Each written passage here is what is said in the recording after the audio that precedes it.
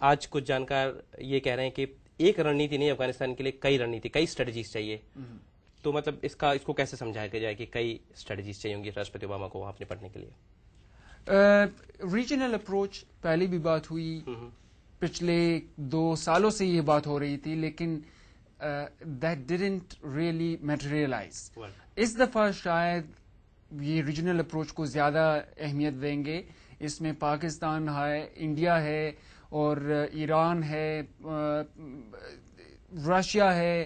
Focus صرف افغانستان نہیں ہوگا, جیسے پچھلے دنوں کچھ بات ہوئی کہ شاید پاکستان پہ بھی تھوڑا فوکس شفٹ ہوگا اس اسٹریٹجی میں. پاکستان پہ بہت زیادہ شفٹ ہوگا, کیونکہ یہاں تک بھی ایک نظر تو یہ بھی ہے, ایک جس ان اوپینین جو یہاں واشنگٹن میں سرکولیٹ کر رہے ہیں کہ you leave Afghanistan alone. Pakistan اور جہاں پر سورسز ہے ٹیررزم کے, جہاں سے آ رہے تھے, وہاں پر فوکس کرو, ڈرون اٹیکس پر فوکس کرو, تو آپ کا افغانستان کا مسئلہ حل ہو جائے گا, which is one way of thinking. لیکن افغانستان میں الیکشنز کے بعد سچویشن زیادہ کمپلیکیٹ ہو گئی ہے, اور انہوں نے اس پورے سچویشن کو الیکشن کے پرسپیکٹو میں بھی دیکھنا ہوگا کہ اس سے کیا نکلتا ہے. اچھا, ایوب الیکشن کی بات کریں تو ابھی 2-3 دن پہلے جو ہے نیٹو سیناؤں کے اور امریکی فارن منسٹرز کی میٹنگ ہوئی تھی. انہوں نے ڈیسائیڈ کیا کہ ان کی کوئی میتھمیٹکس تھی, انہوں نے کہا کہ کچھ بھی ہو جائے پھر سے ری الیکشن ہوتا ہے پھر بھی راشٹرپتی کرزائی ہی بنے رہیں گے.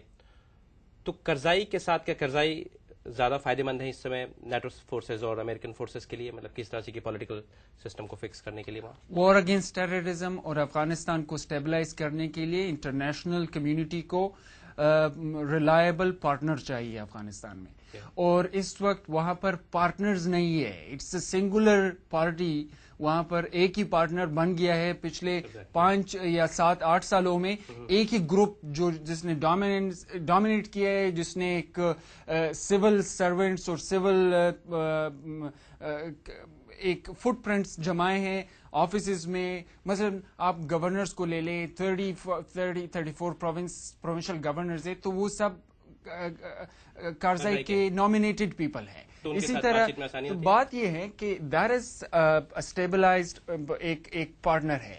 اب آپ کو اور پارٹنرز الیکشنز میں ایسے سامنے نہیں آئے ہیں کہ ایزیلی آپ کو ایک اور پارٹنر مل جائے. کرزائی کے ساتھ پرابلم ہے, بڑے اس میں پرابلمز ہے اس گروپ میں جو رول کر رہا ہے. کرپشن کی بات ہو رہی ہے, وارلرز کی بات ہو رہی ہے, اور فارمر کمانڈرز کی بات ہو رہی ہے, لیکن اس کے باوجود کوئی دوسرا آپشن نہیں ہے. It has become something that has the resources of a potentially better partner in future. کیونکہ ٹریننگ ہوئی ہے وہاں افغانستان میں ڈیموکریسی اور rolling through a democratic government is a pretty new thing.